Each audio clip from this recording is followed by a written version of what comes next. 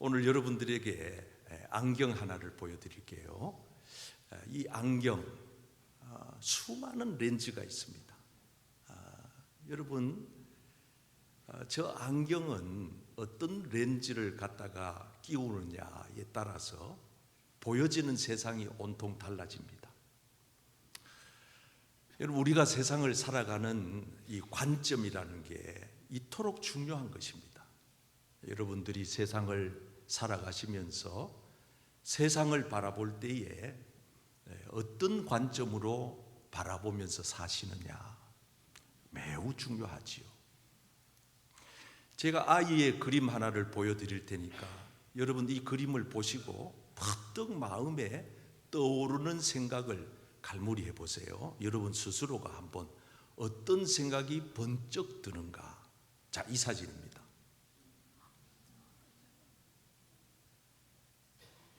여러분 이 사진을 보는 순간 아마 이렇게 생각할 분들이 많을 겁니다. 아이고, 누가 저렇게 아이를 괴롭힌다 말이지. 너무 저거는 가혹하다. 너무 폭력적이다. 도대체 목사님은 무슨 뜻으로 저런 사진을 다 보여주노? 날이 더워서 안 그래도 지금 정신이 없는데 스트레스 더 받는다. 많은 분들이 이 사진을 보면서 느낌이 비슷하셨으리라 생각합니다. 저도 그랬습니다. 근데 사실 이 사진은요, 확대해서 보면은요, 전혀 딴판의 그림입니다. 아까 그 아이가 혼자서 장화 가지고 장난치면서 노는 사진입니다. 여러분, 제가 이 사진을 보여드리기 전까지는 마음이 참 우울했지만은 저렇게 밝게 웃고 있는 아이를 보면은 그렇구나 깨닫잖아요. 여러분, 그래서 우리가 일생을 살아가면서 내가 본다고 해서 보는 게 다가 아닙니다. 한번 따라해 보실까요? 보는 게 다가 아니다. 내가 보는 게 다가 아니란 말이지요. 또 하나는 내가 아는 게 다가 아니에요. 여러분, 우리 인생을 이만큼 사신 분들은 이제 대충 아시잖아요. 아, 세상 이치가 참 신비롭구나. 여러분, 그래서 우리가 이 세상을 살아가는 동안에 이 세상에 대한 생각을 어떻게 가지고 사느냐, 이 땅의 마지막 종말에 대한 나의 생각이 어떠하냐에 따라서 살아가는 삶의 태도가 완전히 달라집니다. 보통 사람들은 종말 그러면 두 가지를 생각합니다. 하나는 개인의 종말입니다. 인간은 누구나 다 죽습니다. 끝이 옵니다. 오늘도 세상 끝날이라는 표현을 하고 있는데 어떤 황후장사도 다 인생의 끝지점이 있는 것입니다.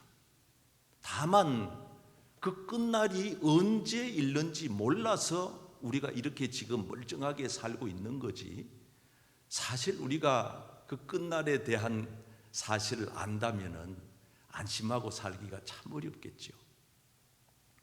그런가 하면은 여러분, 이 우주적인 종말이 있습니다. 이게 이제 지구의 종말입니다. 인류의 종말을 말하는 거죠. 이 지구의 종말, 우주적 종말은 예수님이 다시 재림하심으로써 끝나는 종말을 의미합니다. 그래서 우리 인생은 두 가지 종말을 항상 기억하면서 사는 거죠. 하나는 나의 종말, 내 끝이 다가오고 있다. 또 하나는 이 우주의 종말, 이 세상이 말세 종말이 다가오고 있다. 이 두 가지를 항상 염두에 두면서 사는 겁니다. 그런데 여러분, 오늘 우리가 이 세상을 살아가면서 성경에서 이 종말에 대한 생각을 어떻게 하고 있는가, 이걸 우리 이제 이번 주, 다음 주, 두 주 동안 한번 상고해 보려고 해요. 그래서 우리가 성경적인 올바른 종말관을 가지고 종말에 대한 여러분들의 바른 관점을 가지고 이 시대를, 이 혼탁한 시대, 참 무질서하고 어떻게 보면 혼돈의 시대, 이런 시대를 여러분 지혜롭게 신앙인으로서 그렇게 바르게 살아가시기를 주님의 이름으로 축복합니다. 자, 한번 같이 읽겠습니다. 그리스도인의 종말관 시작. 그리스도인의 올바른 종말관은 많은 사람들이 미혹을 받는다는 사실입니다. 예수님께서 이 종말에 대한 얘기를 하실 때 첫 번째 하신 말씀이 많은 사람들이 미혹을 받을 것이다. 미혹이라 함은 속는다는 겁니다. 많은 사람들이 속게 된다. 그래서 오늘 4절에 보면은 너희가 사람의 미혹을 받지 않도록 주의해라, 조심해라, 경계해라, 그렇게 말씀하시면서 특히 많은 사람들이 예수 그리스도라고 자칭 예수라고 말하는 사람들에게 미혹을 받게 될 것이다, 이렇게 말합니다. 우리나라에는 자칭 예수라고 하는 이들이 한 50여 명이 활동하고 있다 그래요. 자신이 예수라는 거예요. 그런데 여러분, 그 예수라고 자칭 자기가 주장하는데 그 사람을 추종하는 이들이 있다는 얘기입니다. 그러던 분들이 왜 생겨나는 겁니까? 그 사람한테 속은 거지요. 여러분, 그래서 우리는 이 거짓 선지자들에게 절대 속으면 안 됩니다. 성경은 왜 속는지에 대해서 이렇게 얘기합니다. 그 사람이 양의 옷을 입고 나오기 때문에. 우리가 속는 이유가 뭐냐 하면은 겉으로 입고 나오는 옷이 양의 옷인데 사실 내막을 알아보니까 실상은 일이더라, 늑대더라, 그 말입니다. 그래서 사람들이 이렇게 쉽게 속는 이유가 뭐냐 하면은 겉을 보기 때문에 속게 된다, 그런 뜻입니다. 여러분, 그렇지 않습니까? 우리가 그 뮤지컬 중에도 나오고 유명한 소설 중에도 있지만은 지킬 앤 하이드라고 하는 그런 그 소설책에 보면은 이 지킬이라고 하는 사람은 낮에는 아주 선량한 의사예요. 근데 이 사람이 돌변한단 말이죠. 밤이 되면은 아주 흉측한 도적이 되고 강도가 된단 말이죠.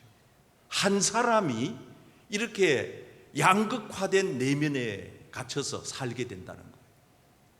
여러분, 이단에 빠지고 사이비 종교에 빠지는 사람들이 대부분 보면은요, 그 이단 교주의 겉모습만 보고 빠지는 거예요.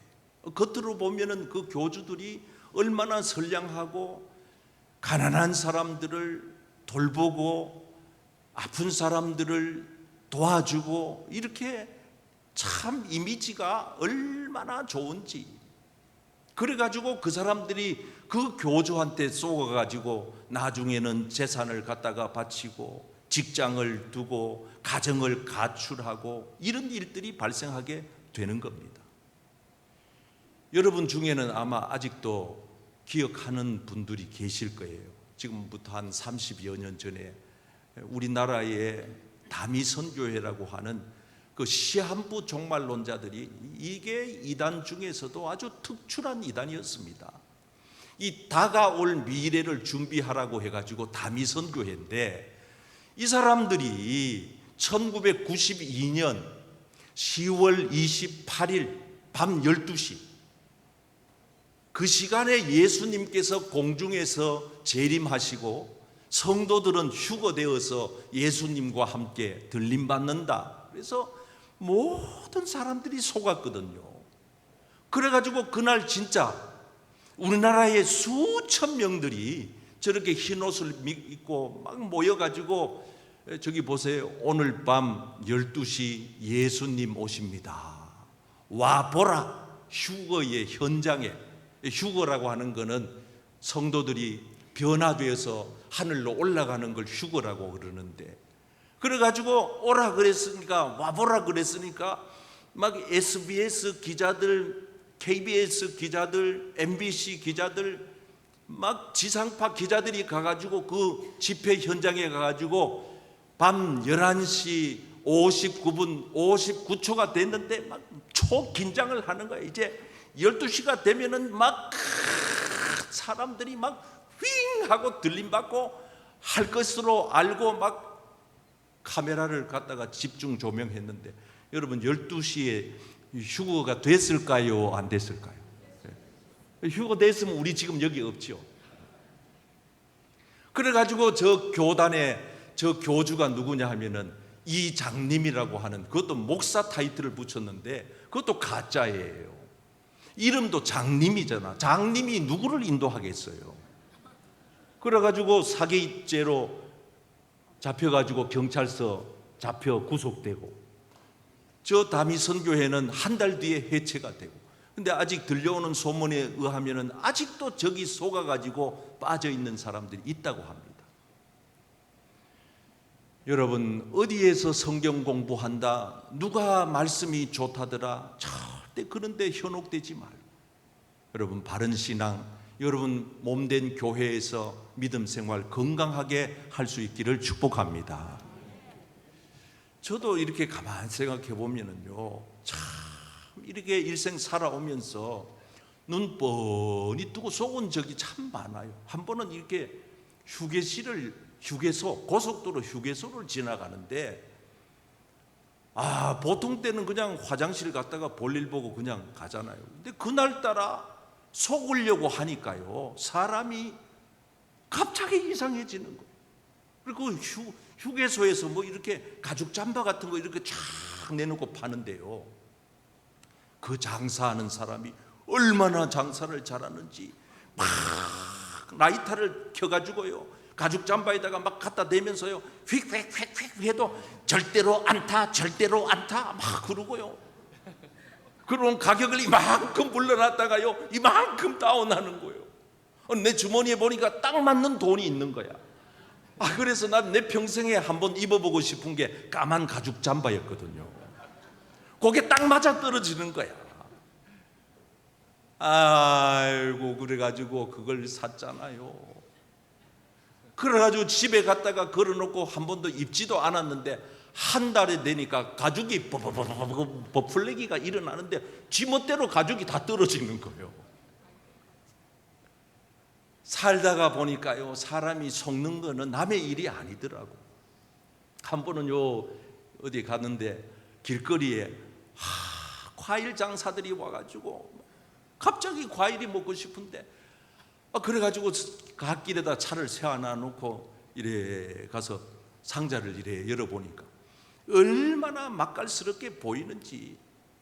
요즘같이 이렇게 한 판 깔아놓고 파는 게 아니고 박스떼기로 그 길거리에서 파는 장사니까.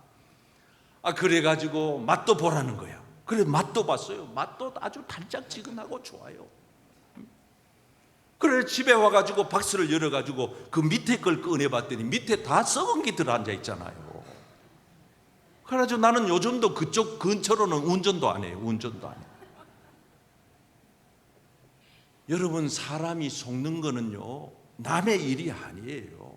여러분들 가족 중에도 혹시 이단에 빠져 있는 분들이 계실 수 있어요.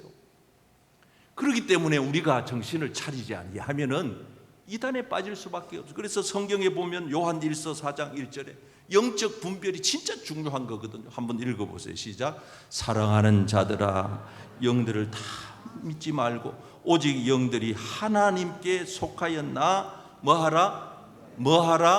분별하라. 여러분, 영적인 분별력을 가지고 살아가기를 축복합니다. 그래서 제가 이제 오늘 설교 준비를 하면서 이단에 대한 여러 자료들을 조사하면서 공부를 하면서 제 나름대로 이단에 대한 정리를 한번 해봤는데, 이게 조금 길어요. 줄인다고 했는데도 그래도 참고해서 한번 읽어보세요. 시작. 이단이란 기독교적인 용어들을 사용하고 성경을 사용하지만 전통적인 기독교에서 벗어나서 오직 자기들만이 참되다고 주장하며 특정한 교주 중심으로 폐쇄적인 생활을 하는 반사회적인 개인이나 단체를 말한다. 그리고 개인이나 단체, 여러분들 귀에 많이 익숙하게 들은 단체들이 많잖아요. 대표적인 이단이 신천지, 부산에서 이거는 완전 활개를 치고 있어요. 그 다음에 구원파, 통일교, 안상홍, 그 외에도 하여튼 여러분 들어서 이래 들어보면은 요건 이단의 냄새가 나는구나 하는 거는 거의 이단이 맞아요. 그리고 이단들의 가장 두드러진 특징이 뭐냐? 비밀이 많아요. 오픈하지 않아요. 공개하지 않아요. 아주 자신 있게 자기 단체를 내세우지 않아요. 최근까지도 우리 교회 요 사거리 앞에 요 신천지 이단에서 나와가지고 거기 좌판을 깔아놓고 음료수를 주고 커피를 주고 무슨 티슈 선물 같은 걸 주면서 거기다가 이름 쓰고 전화번호 쓰면은 무료로 문학 강좌를 배우게 해주겠다. 학원비 안 내고. 그래서 거기 나와가지고 여성들이 한 5, 6분이 거기서 이렇게 포교 활동을 하고 있더라고요. 그래서 제가 가서 물어봤죠. 당신들 신천지에서 나온 이들 맞지요? 절대로 아니라는 거예요. 그 절대로 아니라고 막 고개를 내젓는 걸 보면서 확실하구나. 확실하. 그리고 우리 부목사님 통해서 알아봤더니 100% 신천지예요. 여러분 이 덕천동, 구포동 이쪽 만덕 일대에도 신천지가 어마어마하게 활동합니다. 그리고 본인들이 떳떳하면 신천지라고 얘기를 해야 될 거 아니겠어요? 안 합니다. 우리는 이렇게 문화 강좌를 무료로 가르쳐주는 좋은 자선단체라고 소개를 합니다. 여러분 그래서 성경에 보면은 이단을 대하는 성경적 태도가 나와 있는데 같이 한번 읽어봅시다. 이단에 속한 시작. 이단에 속한 사람을 한두 번 훈계한 후에 뭐하라? 멀리하라. 한 번이나 두 번, 저도 2번 딱 가서 여 오지 마라. 여 우리 교회다. 우리 교회 근처에서 하지 마라. 가라. 신고할까? 신고해라 그래. 그래 내가 신고했잖아요. 구청에. 했더니만은 정상적으로 집회 신고를 하고 거기서 장사하기 때문에 그 판촉물을 나눠주기 때문에 구청에서도 손쓸 수가 없다는 거예요. 참 이렇게 행정적인 조치가요. 우리는 이단이라고 각성하지만은 일반인들은 이단이라고 취급하지 않습니다. 그래서 성경은 뭐라고 얘기하느냐? 이단에 빠진 사람들을 우리가 아이고 이 무더위에 수고가 많다고. 요즘은 아파트 경비실이 철저해서 그런 예가 잘 없지만은 그래도 뚫고 들어옵니다. 아파트에 와가지고 문을 똑똑 두드리면서 아유 설문조사 나왔다고. 뭐 혹은 뭐 무슨 좋은 소식을 전하려고 나왔다고. 이러면은요.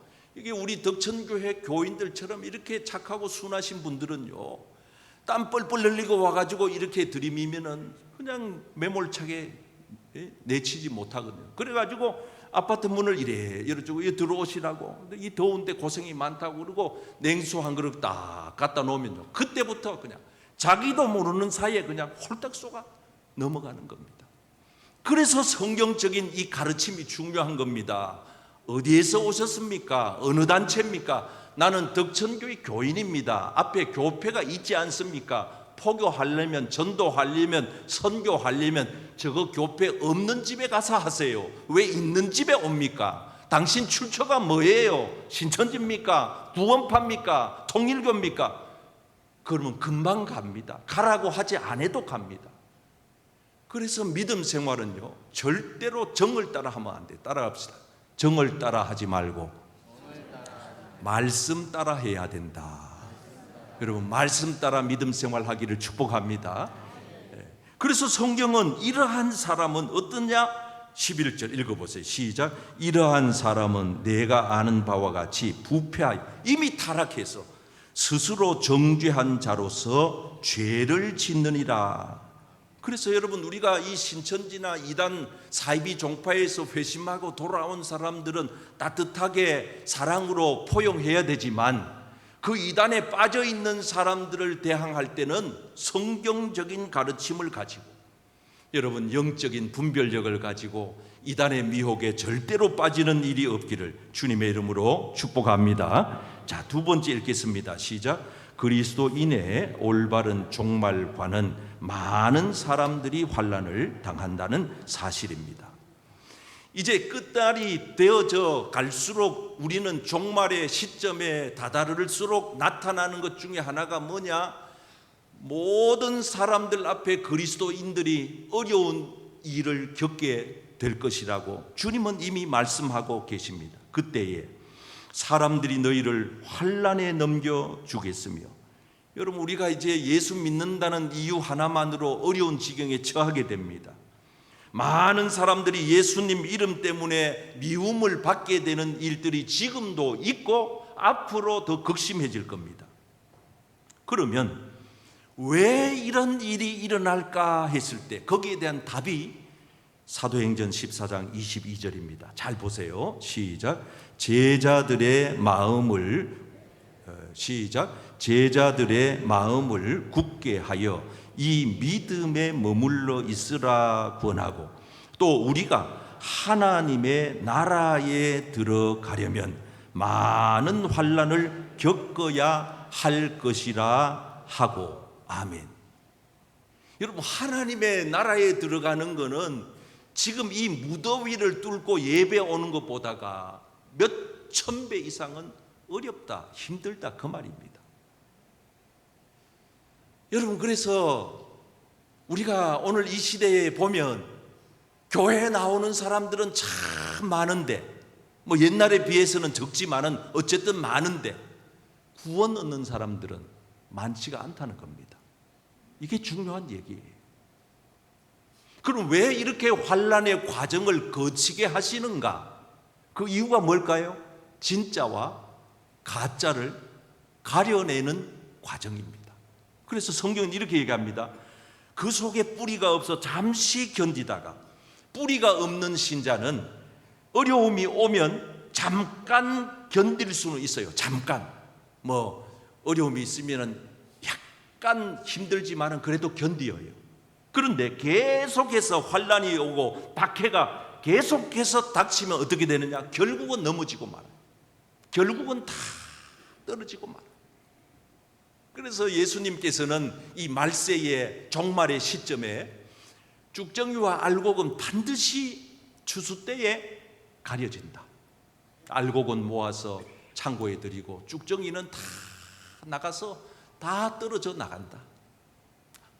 말세의 마지막 때에 하나님이 우리에게 가르쳐 주시는 메시지입니다. 저는 여러분들이 진짜가 되기를 축복합니다. 알곡이 되기를 축복합니다. 알곡이 돼야 돼. 진짜가 돼야 돼. 여러분, 저 용광로, 포항제철 용광로에 가보니까 뜨거운 불이 24시간 365일 계속 타잖아요. 거기에 어떤 철도 들어가면 쇠붙이도 다 녹는 거예요. 성경도 우리에게 이렇게 얘기합니다. 진짜 믿음이 되려고 하면은 이 용광로 불과 같은 시험을 통과해야 된다. 그 어려운 환난과 시련, 역경을 통과하고 나서 진짜가 가려진다. 그렇게 말하면서 베드로전서 1장 7절, 믿음의 확실함을 뭘로 표현하느냐? 불로 연단해서 만들어내는 금에다가 비유를 합니다. 여러분, 우리가 금 하나도 그냥 금이 됩니까? 99.999%의 순금이 되려면은요, 뜨거운 불을 통과한 금이라야 진짜가 되는 거예요. 여러분, 세상에 사람들이 가지고 있는 금도 그와 같은 과정을 통과해야 진짜가 가려진다면 우리 구원받는 하나님의 사람들은 어떨까요? 그래서 진짜 믿음의 사람들로 판별이 나면은 하나님이 어떻게 하시겠다는 겁니까? 첫째, 칭찬. 이게 상급이거든요. 둘째, 영광. 그 영광스러운 하나님 나라 보좌에서 주님과 함께, 그리고 영원토록 존귀함 얻어서 우리 주님과 함께 살게 되는 일이 있게 될 것이라고 말하고 있잖아요. 저는 여러분들의 믿음이 진짜 믿음이 되기를 축복합니다. 진짜 믿음이 되는 과정은 어려워요. 잘 견디어야 돼요. 잘 참아야 돼요. 야고보 1장 12절은 같이 읽겠습니다. 시작. 시험을 참는 자는 복이 있나니 이는 시련을 견디어낸 자가. 여기 보세요. 시험을 참아야 돼요. 첫째는 어떤 시험도, 물질적인 시험, 이성적인 시험, 명예의 시험, 권력의 시험, 세상의 온갖 갖가지의 여러 가지 시험들이 우리에게 닥칩니다. 일전에도 코로나 사태에서 있었고 앞으로도 있을 것이며, 여러분 생각해 보세요. 지금 이렇게 뜨거운데 앞으로 이 세상 끝날에는 이 기후가 얼마나 달라질까요? 잘 참아야 됩니다. 여러분들에게 닥치는 온갖 갖가지 시련을 끝까지 견디어내시기를 축복합니다. 여러분 보세요. 이 더위도요, 한 달만 참으면 됩니다. 여러분 한 달만 잘 참아내시기를 축복합니다. 어떤 분들은요, 이 덥다고요, 더운 걸 누가 모릅니까? 막 입으로 오두방정을 다 떱니다. 더워 죽겠다. 여러분 그렇게 덥다고 막 난리를 치면은 갑자기 날씨가 안 더워지는 거 아니잖아요. 그래서 이 말도 훈련이고 습관입니다. 우리가 잘 참아야 됩니다. 어떻게 참느냐? 여러분 보세요. 들어오실 때 주차장에 주차위원들 땀 뻘뻘 흘리고 40도가 넘어요. 그러면 여러분들 사가지고 오시는 분들 그 창문 좀 내리고 아유 수고가 많다고 이러면 얼마나 좋아요. 얼마나 좋아요. 보기도 좋고 일하는 분들도 신바람 나고 좋잖아요. 그게 가장 기본 아니겠어요? 이제 조금 있으면은 식사하러 올라갑니다. 오중에 주방에 가면은요 무진장 덥습니다. 그럼 그분들도 막 땀을 막 콩죽 같은 땀을 흘리면서 그래 봉사하잖아요. 누가 월급 받고 일하는 한 분도 없습니다. 그럼 우리가 그 밥을 받아가지고 이래 먹으러 갈 때 애쓰신다고 수고 많다고 이 더위에 집에서도 밥하기 싫은데 집에서도 이런 설거지를 누가 하겠냐고 수고한다고 왜 이렇게 말 우리가 할 수 있잖아요. 그러면 그분들도 신바람 나고 받아서 밥 먹는 우리들도 만나고 아이고 뭐 짜다 막 어떤 사람은 싱겁다 그러면은요 여러분들이 그 주방에 들어가서 해 잡사야 돼요. 감사만 하면 되는 거예요. 여러분 어떤 환경도 여러분들에게 주어진 그 환경을 극복하고 이겨내시기를 축복합니다. 어떤 분들은 몸이 아파가지고 아파서 죽겠대 그러지 마요. 죽겠다고 아우성 친다고 갑자기 몸이 안 아파지는 것도 아니잖아요.